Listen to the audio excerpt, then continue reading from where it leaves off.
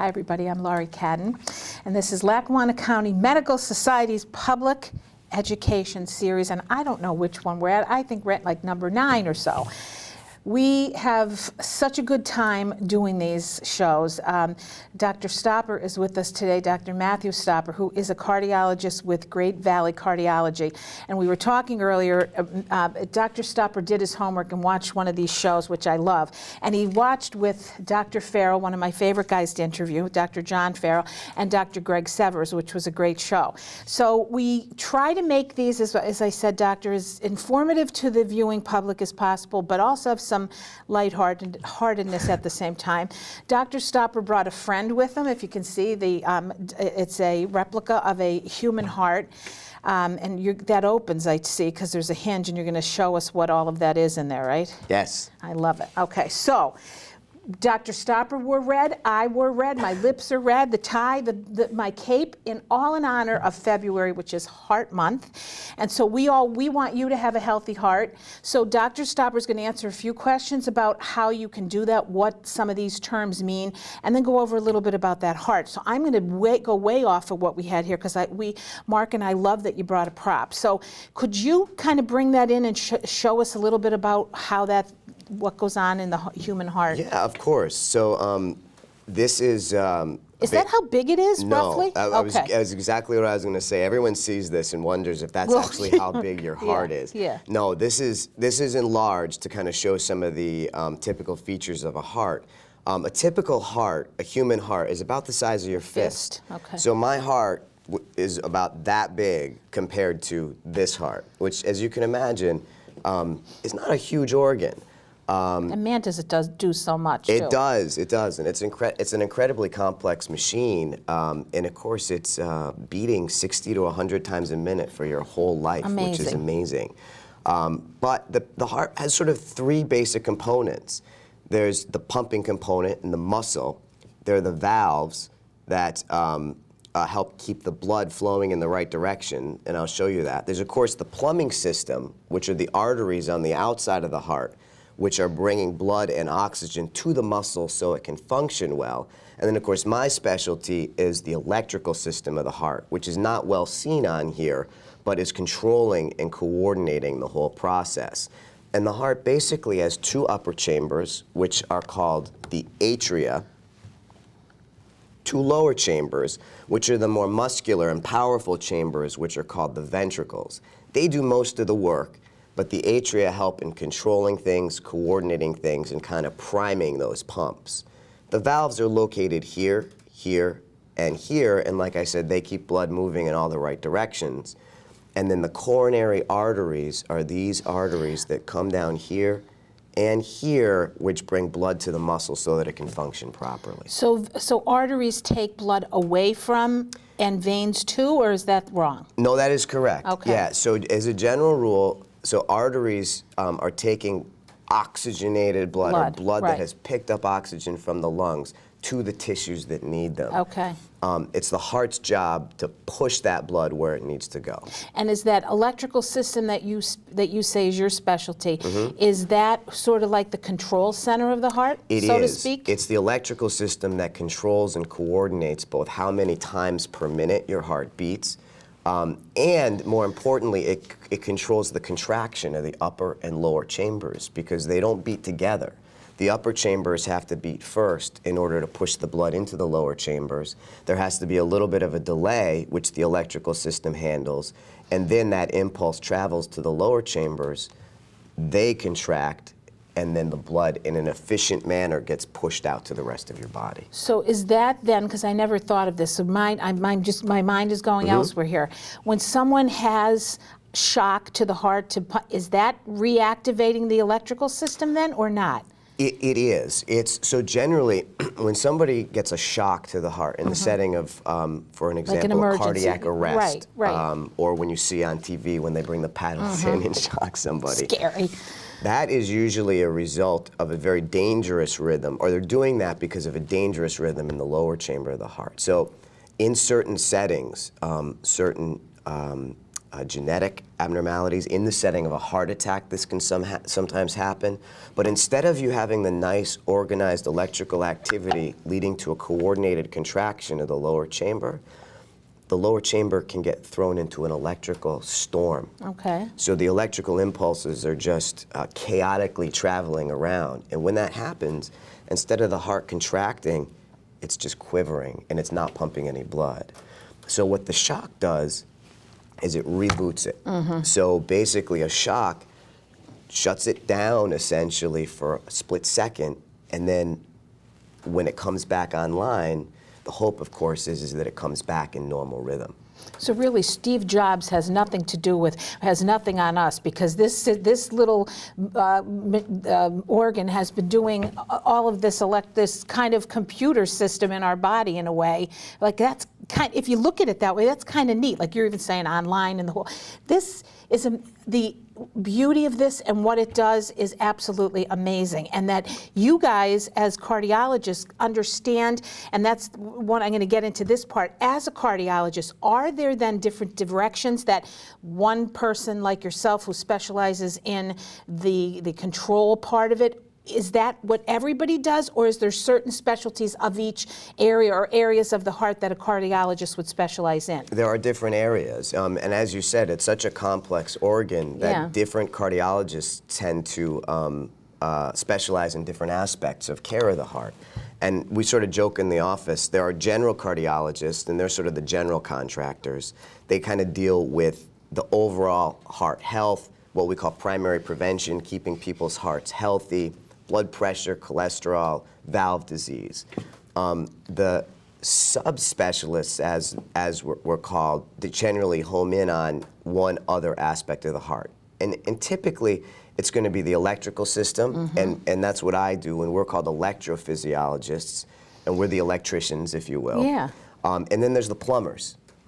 The plumbers are dealing with the coronary arteries, because as you and your viewers probably know, one of the major problems with the heart, and one of the most common problems, is coronary artery disease, blockages, right? Heart attacks are a result of blockages in the arteries which bring blood to the heart.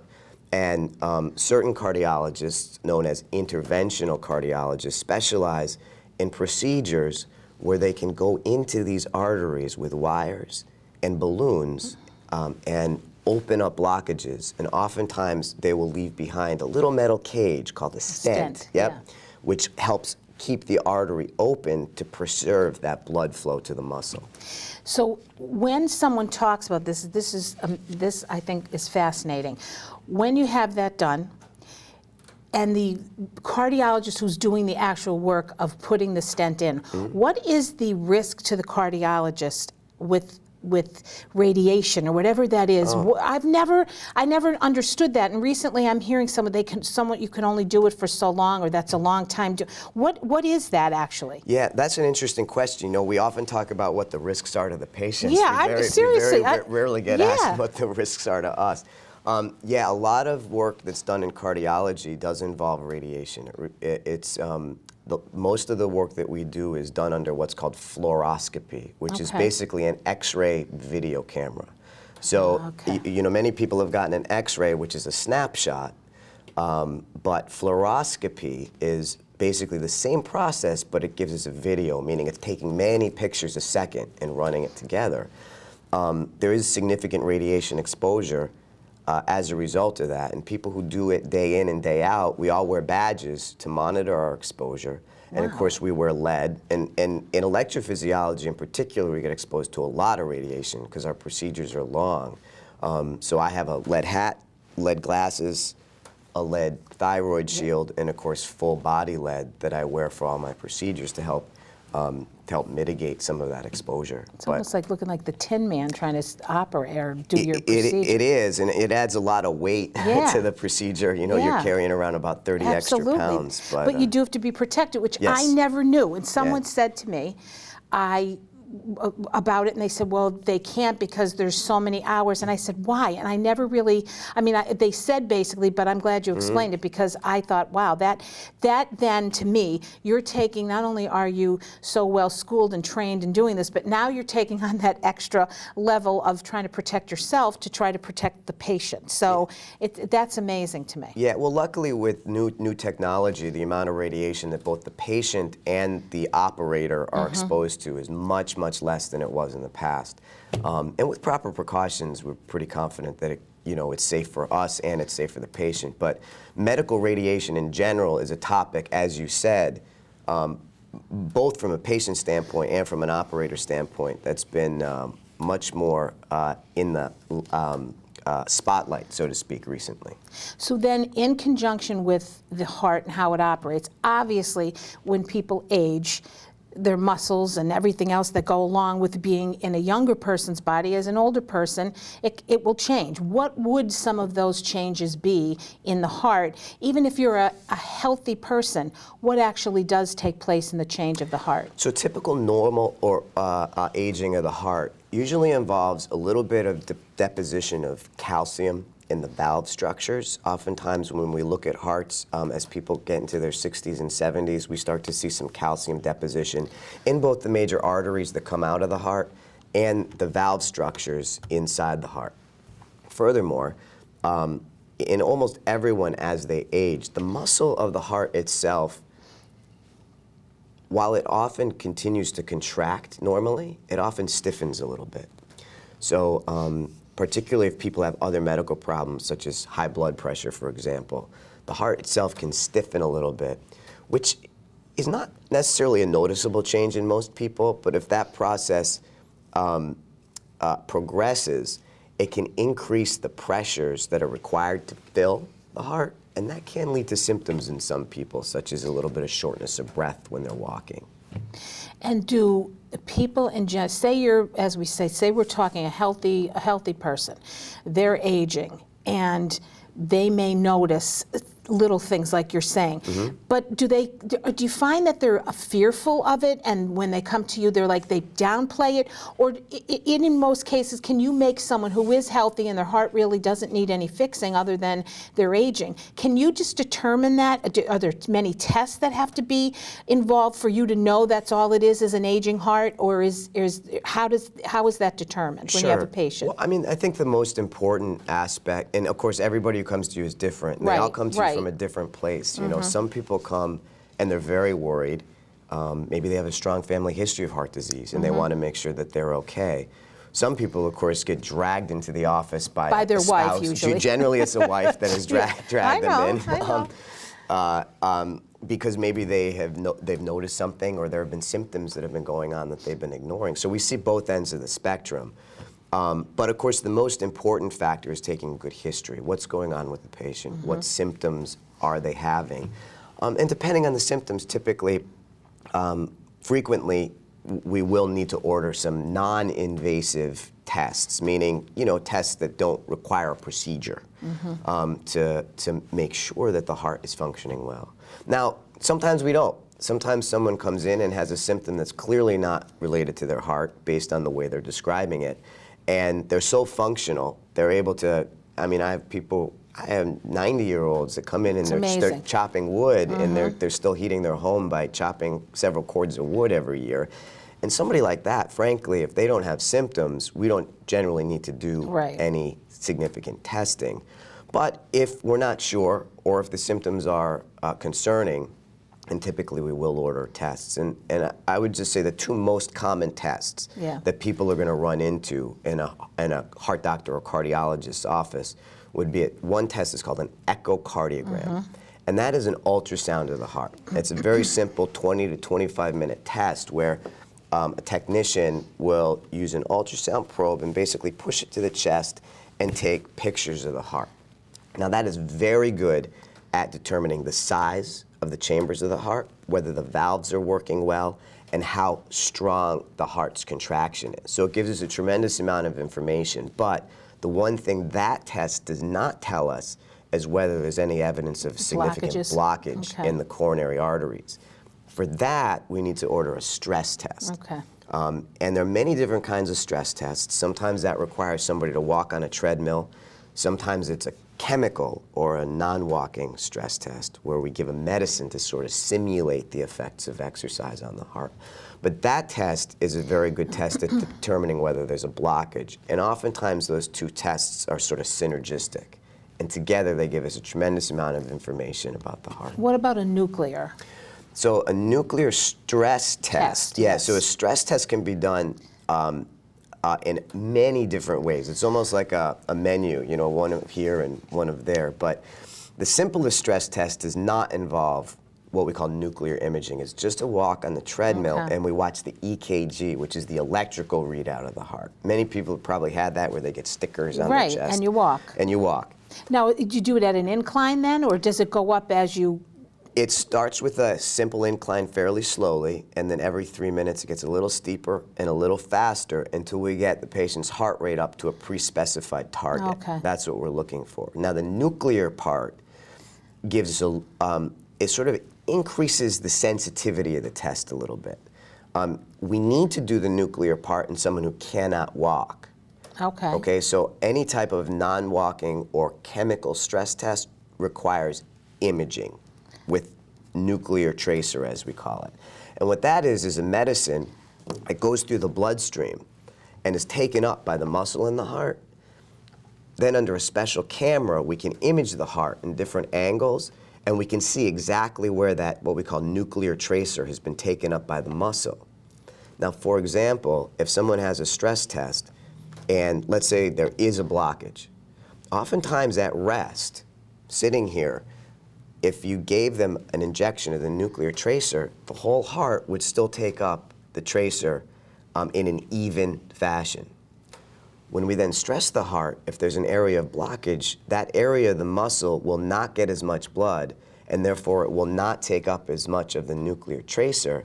So when we re-image the heart, there'll be a shadow there. Okay. Okay, and then we can compare the before and after images, and we see no shadow, and oftentimes in that sense we can infer that there's a blockage. And for a patient who has a stent or several, is a nuclear test a better way of seeing how they are progressing than a typical walking or regular stress test? Is that something you would say people should look for just to see how things are going a few years after? No, not necessarily. In fact, if somebody has if the EKG, that baseline electrical readout of the heart, is pretty normal at baseline, typically a regular walking stress test is sufficient. Enough? Now, if they've had a lot of work on the heart, or if they've had bypasses, for example, if they've had heart surgery, sometimes a nuclear test gives us important added information. But I would also say that, you know, in the past, it was common for people who had known heart disease to get tests, stress tests, for example, almost on a yearly basis, and sometimes with nuclear imaging. But the issue that you brought up before of radiation comes into play here, because there's a significant amount of radiation associated with a nuclear stress test. Yeah, I would assume. And we have found that there is little benefit in somebody who has no change in symptoms in doing even a regular stress test, and certainly not a nuclear stress test on a yearly basis. And the guidelines from our professional society suggest that we should not be doing that. Now, if somebody with known or even before they have known heart disease, if they have new symptoms, then of course we need to look. But if I have a patient who had a heart attack last year and got a stent, and this year they're doing great, they have no symptoms, they're not having chest pain, they're not short of breath, they've started an exercise program, they ran 3 miles before they came to see me, that is not somebody who's going to get a stress test, or not somebody who needs a stress test. Okay, and could you explain, best you can, if you can, what the difference is when people say, like you're saying, when a stent is placed in the balloon, and is that what is angioplasty? What is a bypass, and what is open heart surgery? Are open heart and bypass the same thing? And in angioplasty, explain, if you could, what they all are. Of course, yep. Please. Yeah, we're throwing around these terms. We should be careful about exactly what they people mean. know. Yep. Yeah. So all of the terms and all of the things you just mentioned really are again, issues dealing with plumbing. And they're all meant to deal with the issue of blockages in these arteries, which are meant to bring blood to the heart. Angioplasty simply means using a balloon to open a blockage. And that is a procedure that's typically done nowadays usually through the wrist. Mm-hmm. So oftentimes one of my plumbing colleagues will go through an artery in the wrist. They will snake a special catheter up through the artery, and it'll come into this big tube here, the aorta, where the coronary arteries come off and bring the blood to the heart. They can then thread a very small wire down the artery, find the area of blockage, again under this X-ray camera, mm-hmm. and then put a small balloon in there. They'll then blow up the balloon. It'll sort of push that blockage out to the side, reestablish good blood flow. And then typically these days, we don't just do a balloon. 99% of the time, we have found that if you just do a balloon, oftentimes the area will reblock fairly quickly. And that's where a stent comes in. And a stent is simply a small little metal cage that is also blown up by a balloon in the same area, and it helps open or keep the artery open, I should say. Now, are there medicated and non-medicated stents as well? There are. There are stents, which are what we refer to as bare metal stents, which are non-medicated stents. Okay. And there's some advantages and disadvantages to those. And there are medicated stents, or what we refer to as drug-eluting stents, or DES, drug-eluting stents. The advantage of a medicated stent is that even though we put a stent in, even though we put that metal cage in some people, they will develop what's called restenosis, and that simply means re-narrowing of the vessel right at the area of the stent. So the stent is not always a permanent situation. There can be further inflammation there, and the body's reaction to that sometimes is to sort of heap up tissue inside the stent and create a re-narrowing. Because it's protecting itself a little bit? It thinks it's protecting, but in this situation, it's what we call right. maladaptive, mm-hmm. exactly. So what stent manufacturers have done is created stents that have a medicine in them that cut down on the inflammation. Okay.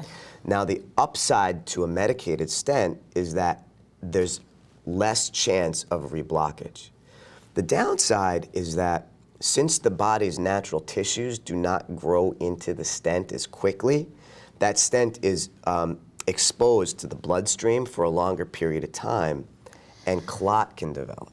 So everything in medicine is a risk versus the benefit. So if you were to get a medicated stent, you need to be on 2 blood thinners. Generally, we say for at least a year. Mm-hmm. Whereas if you were to get a non-medicated, or what we refer to as a bare metal stent, typically you need to be on 2 blood thinners for 4 to 6 weeks.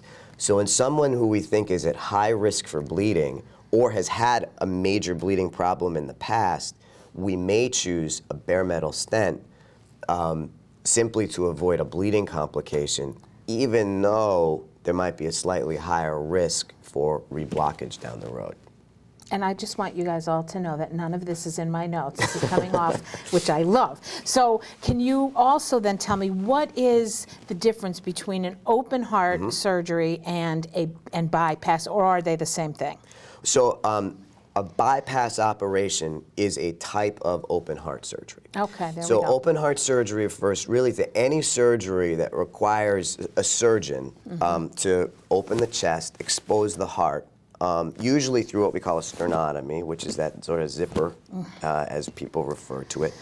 And pull it open, Pull it open, expose the heart, and do work. Now, open heart surgery could be bypass, and I'll explain what that is in a minute, but there are many other open heart surgeries. For example, sometimes it's valve a repair, replacement, valve replacement or mm-hmm. a valve repair, exactly, and sometimes there might be another structural heart in the another structural problem in the heart requiring them to go in and fix it.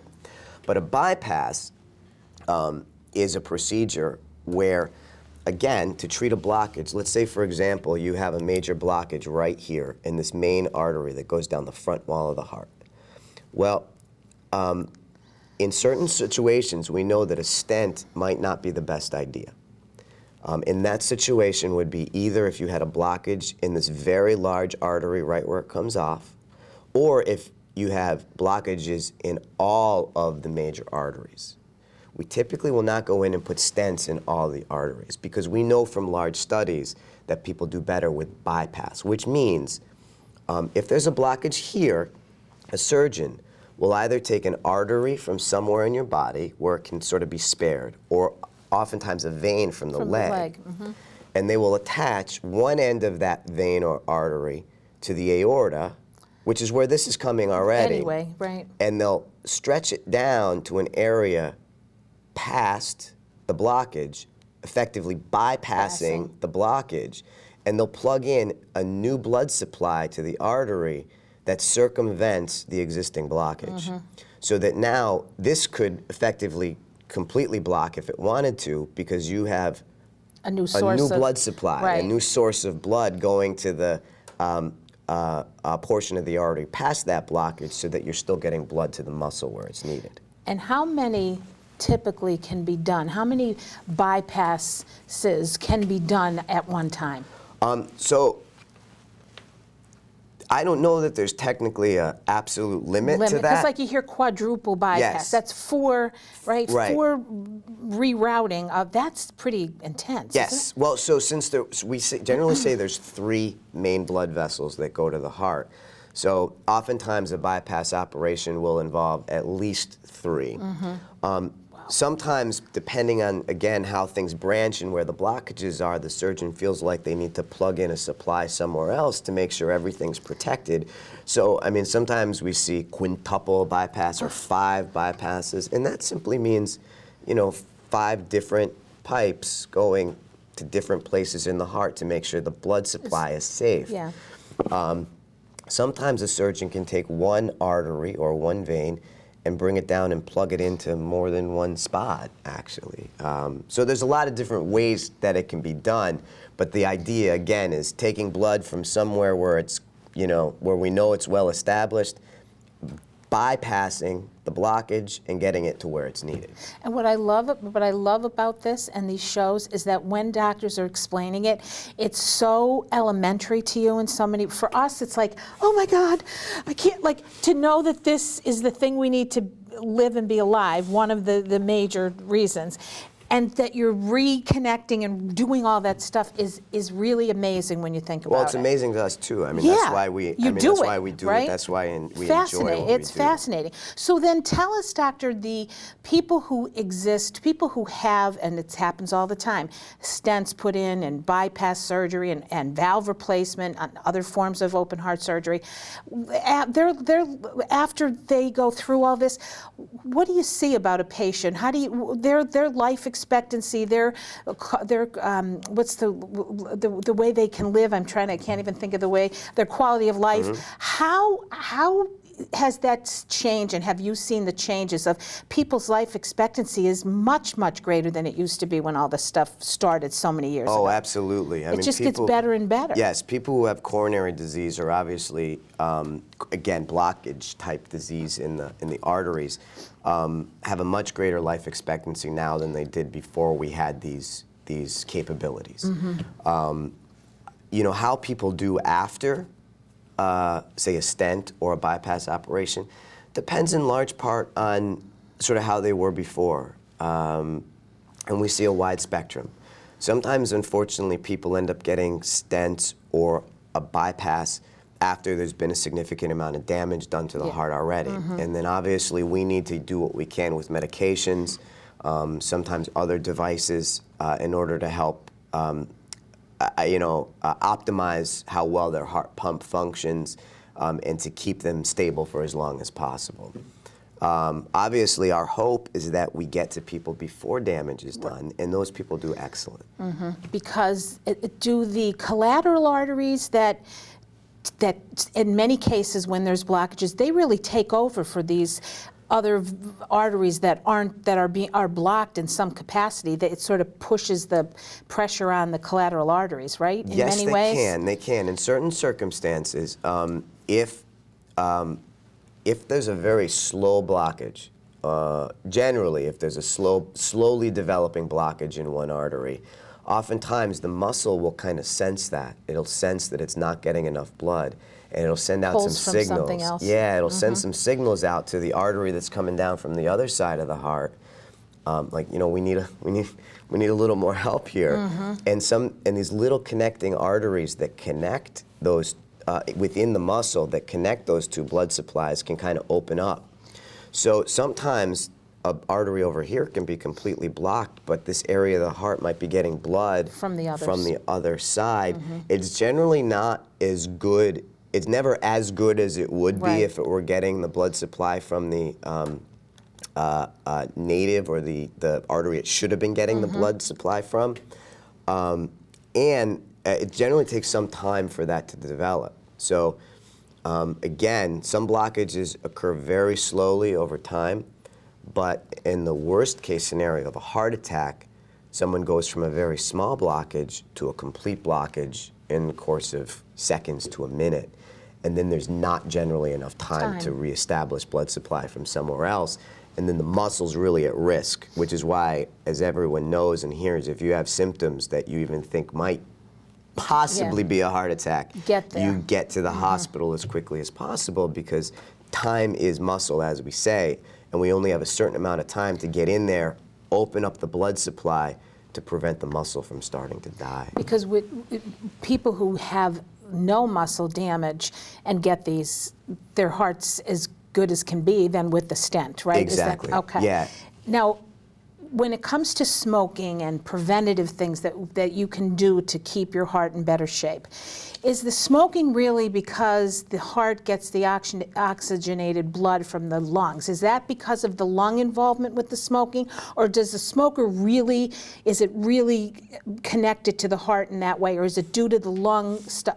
I think that would be a good explanation, because I don't know that everybody, when you say stop smoking, it's the worst thing you can do, and we know many people who have died due to smoking and the way they smoke. So how does that actually affect the heart? That's a great question, and you're absolutely right. So number one, not smoking is probably the single most important thing that you can do for your heart health. If you smoke, quitting smoking is the single most important thing that you can do for your heart health. And if you have a problem with your heart, or we know in people who have had a heart attack, people who stop smoking do far, far better than people who continue to smoking. In fact, stopping or not smoking is really even more important than the medicines that we put people on. Not that we ever want people not to take their medicines, but that's how important it is. So important. Right. And to your point, more people who smoke die of heart disease than die of lung disease. And the reason for that is not because smoking, of course, does affect your lungs, but from our standpoint, from the heart standpoint, it affects all the blood vessels in your body as well. So smoking, the nicotine and the chemicals that are inside cigarette smoke and any smoke cause these inflammatory changes in the arteries, which means it really kind of it makes the inside of the artery really angry. It's, if you can imagine it sort of like whenever you've gotten a cut or a bruise, it gets red and inflamed and angry if you've ever had an infection. Smoking does that to the inside of your arteries. And what that creates is an environment where cholesterol can get in and blockages can form. And it doesn't just affect the arteries that bring blood to the heart, it can affect the aorta, the main blood vessel that comes out of your heart and brings blood to the body. That can enlarge. You can get plaque in there. And even more importantly, or as importantly, the arteries that bring blood to your brain, the same process is going to occur. So smoking is probably the #1 risk factor for heart disease, for stroke, for disease of the aorta. It's so bad for you in so many ways. If you see a patient who comes to you with heart issues, is heredity the single most common reason, or because obviously we have smoking, we have obesity, we have a whole bunch of things, high blood pressure, all of these things that work against the heart in many ways. Does heredity play the largest factor, do you think? I don't know that it plays the largest factor, but it's clearly a very important risk factor. It's such a complex disease, and like you point out, there are so many risk factors involved. Certainly, we see people who have a very strong family history of heart disease, and unfortunately, history repeats itself. And oftentimes, or sometimes I should say, that's despite the fact that they're aware of it and they've tried to take precautions. But it's such, as we say, multifactorial, meaning, you know, like you said, smoking plays a role, heredity plays a role, other medical problems play a role, other things that you might have been exposed to play a large role. For example, we see a fair number of people, unfortunately, who may have had, say, a cancer earlier in life and needed to get radiation to their chest area, and that radiation laid the groundwork for this inflammatory process that we were talking about, and they develop coronary disease or valve disease. So there's so many different factors that affect it. Family history neither dooms patients to developing heart disease, nor does it necessarily protect everyone. So we get the opposite too. Yeah, some people say, never had it in my life, no one's my family. Yeah, my mom and dad are 90, nobody's ever had a heart attack, and unfortunately I think there's some sense of protection there. And if you had to choose, you would rather choose parents who don't have heart disease. Sure. But just because they didn't doesn't mean you couldn't won't have it. Yeah, because there's so many other reasons for it. So if you had to tell everybody out there, what's the best way that you, on a very simple level, because I will tell you, we can do these shows and we can tell you, don't do this, you shouldn't do that, you can't be overweight, you can't this, don't do. Not everybody's going to do all of those things. So if you could somehow simplify it to some basic guidelines, what would you tell our viewing audience is some of the best things to do to take care of your heart? I would say, doable things. Yeah. Number one, don't smoke, quit smoking. Number two, exercise regularly. And that does not mean you have to train for a marathon. It means you have to, or should try to do 30 to 40 minutes of some type of, as we say, aerobic activity 4 or 5 times a week, meaning a brisk walk, for example. And try to eat well, moderation, and don't ignore symptoms, okay? And now diet is a really complicated subject. People tend to get very frustrated because it seems to be very much a moving target. You know, guidelines, I know many years ago it was no fat, low fat, no fat diet, and now of course everything's changing. Things have changed, right? So now it's try to eat good fats. I think the simplest diet advice that I could give is, number one, don't eat too much of anything. Eat everything in moderation. Typically, portion sizes, particularly in this country, tend to be larger than they need to be. So sometimes I tell people to eat off a smaller plate, particularly if they have weight to lose. Don't eat any one thing in excess. I tend not to ascribe to different sort of fad diets, whether it's no carbs or all carbs, or like you said. Because you just spend your life that way, and can you do that? Exactly, and any change you make in your diet has to be sustainable. Something you can sustain, right? Exactly, it has to be really a lifestyle kind of change that you can live with, that you can be satisfied with, and that you can sustain. And good old laughing and having a positive outlook also helps, doesn't it? It does. Oh, emotional well-being, we're finding more and more is extremely important for heart health. Yeah. Well, that was it. What do you think? It was great. Now you better go back and watch this one, and so tell whoever else you know is coming on the next time, because next time we're going to be talking, wait to hear this. We're going to talk about, from Scranton Orthopedic Specialists, we're going to be talking about, I love this, orthopedics, bionics, and boomers. I will definitely tune in. I love it. Breakthroughs in hip and knee replacements. We're going to get that next. So we talked a lot about the heart. I like this little girl or guy, whatever it is. This was the first time we had props. I love it so much, and thank you so much for joining us. We had a great conversation. I told you did I go on any of this stuff? No, that's okay. Lisa does her so good. It gives me, and she yells at me because I'm the type of student who never listens to the teacher. It's one of those things.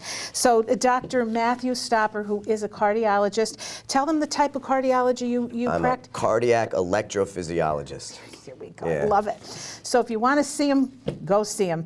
But the Great Valley Cardiology is who Dr. Stopper is with, along with a bunch of our friends. And please tell Dr. Brace I send my best. I certainly will. She's a great lady. We love her. So thanks for listening, everybody. We will be back, as I said, with the Scranton orthopedic specialist. And again, I cannot wait to see what they're going to say about this. Everyone, hips, knees, everything's new. So thanks for watching. We'll see you real soon. I'm Laurie Cadden and Dr. Matt Stopper. Thank you.